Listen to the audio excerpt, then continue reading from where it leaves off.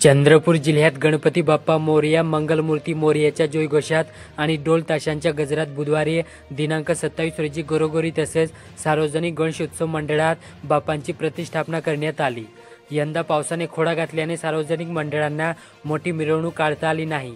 मात्र बाप्पांच्या आगमनाने तरुणाईसह भाविकातही उत्साह सांचरल्याचे दिसून आले। यंदा शासनाने राज्य उत्सवाचा दर्जा दिल्याने मंडळांनी प्रबोधनात्मक देखाव्यांसह विविध कार्यक्रमाचे नियोजन केले। जिल्हाभरात सर्वत्र 9 दिवस आता भक्तीचा सोहळा रंगणार आहे।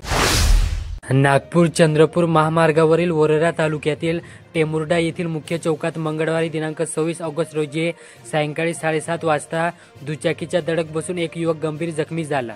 उपचारादरम्यान बुधवारी 27 ऑगस्ट रोजी दुपारी 2 वाजता त्याचा मृत्यू झाला। चंद्रपूर जिल्ह्यात मुसळधार पावसाने बुधवारी दिनांक 27 रोजी सिंदवाही तालुक्यातील ठोकाबाई तलावाच्या गोसेखुर्द कालव्याची पाड फुटली। शिवणी कारवा नाल्याचा रपटा वाहून गेला। ब्रह्मापुरीच्या बुती नाल्याला पूर आल्याने ट्रक अडकला। कोरपणा तालुका व तेलंगणाच्या कर्नम परिसराला पावसाने झोडपल्याने सायंकाळी 4:30 वाजेच्या सुमारास कोरपणा ते आदिलाबाद मार्ग बंद झाला। चिमूर हिंगणघाट मार्गही सकाळी 10 वाजता बंद होता। कोरा लाल नाला धोरणाचे पाणी सोडल्याने शिवार जलमय झाले। ब्रह्मापुरी वडसा ब्रह्मापुरी बुती नाल्यावरील पुलाचे बांधकाम अर्धवट अवस्थेत असल्याने पूर आला की मार्ग बंद होतो। शासनाने व संबंधित कंत्राटदाराने बांधकामांची डेडलाईन न पाळल्याने नागरिकांना संकटांना सामोरे जावे लागत आहे। कोरपणा तालुक्यात 113 गावांचे प्रशासकीय मुख्यालय असलेल्या कोरपण्यात 32 वर्षांनंतरही शासनाने सुसज्ज बसस्थानक उभारले नाही। त्यामुळे प्रवाशांना रस्त्यावरूनच बस पकडावी लागत आहे।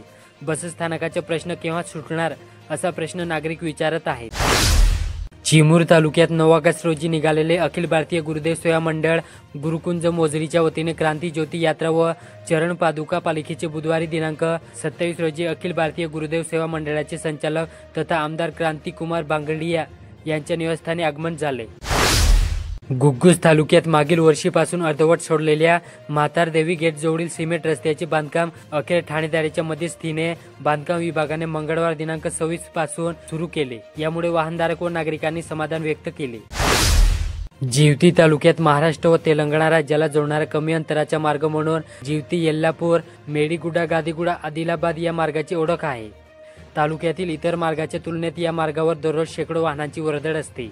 या मार्गाने तेलंगणा व मराठवाड्यात जाणे सोपे आहे। मात्र येल्लारपूर पासून तेलंगणा सीमेपर्यंत 2 किलोमीटर रस्त्यावर मोठे खड्डे पडले आहेत। बल्लारपूर तालुक्यात स्मार्ट मीटरमुळे वीज ग्राहकांचे नुकसान होत असून बिल जास्त येत आहे अशा नागरिकांच्या तक्रारी आहेत। शिवाय सामाजिक संघटनाही या मीटरला विरोध दर्शविला। मात्र नागरिकांत जनजागृती करून महावितरणचे अधिकारी कर्मचारी आर्थिक बस्तीसोबतच विविध फायदे सांगत आतापर्यंत तालुक्यात 6500 स्मार्ट मीटर लावण्यात आले।